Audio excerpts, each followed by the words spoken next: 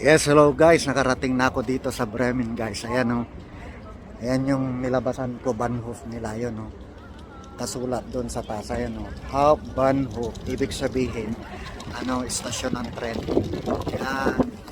Ganda dito guys o. Kaso sobrang lamig. Ewan ko kung bakit. Giniginaw ako. Iba yung weather dito. Ganda guys. Ayan o.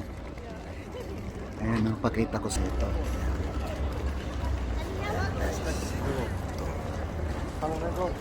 Ganda.